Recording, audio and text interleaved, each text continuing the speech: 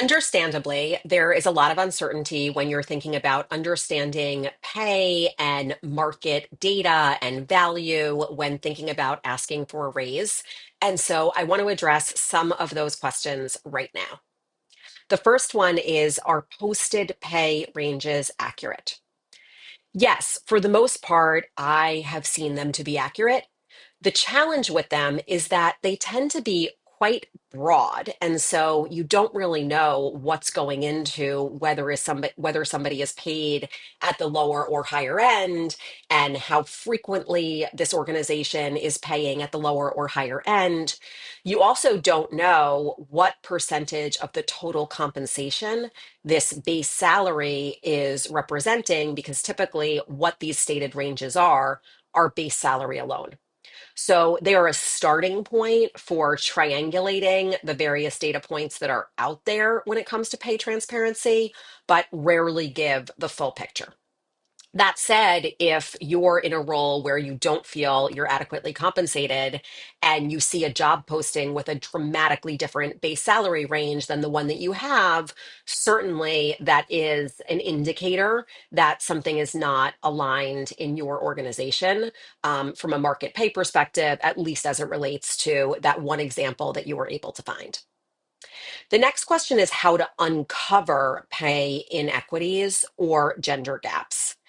This is really a tough one, because you could, of course, ask the question of your manager or of HR how they think about making sure that people are fairly paid. And you may or may not get a helpful answer there. The question may or may not be welcome. It really depends on the overall transparency that this organization has. One way, and this is not comfortable for everybody, it's not necessarily scalable, is actually to ask your friends and colleagues in other organizations if they're comfortable sharing what they earn in order for it to help kind of your entire group of peers. Not everybody has relationships where they really want to be asking those questions. It can be highly sensitive. But if you do have a peer group, maybe people you graduated with at one point and now are in similar types of roles or in an industry, and you're all able to share, it will only benefit everybody, but totally recognize it may not be for you. The next question is what to do when there is no HR department or formal pay structure.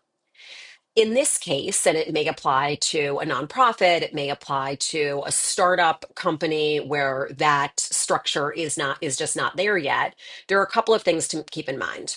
One, you are more often having these conversations with your direct manager than with anybody in HR. Now, in most cases, if you're asking for a raise, you're having that conversation with your direct manager versus HR anyway. But you do want to recognize that if your manager doesn't even have an HR partner, then it may be harder for them to address your questions about expected ranges, or whether they're willing to undertake a comp assessment of the market to help you understand how they see your value, things like that. So you want to be sensitive in those environments to the many hats that your manager may be wearing. But the piece about whether there, may not be a formal pay structure, that's okay. They still should be able to give you an indication of your eligibility or your potential in a less formal way for raises. There may not be those pay bands that I often tell people to be aware of so they know what the range is for their role.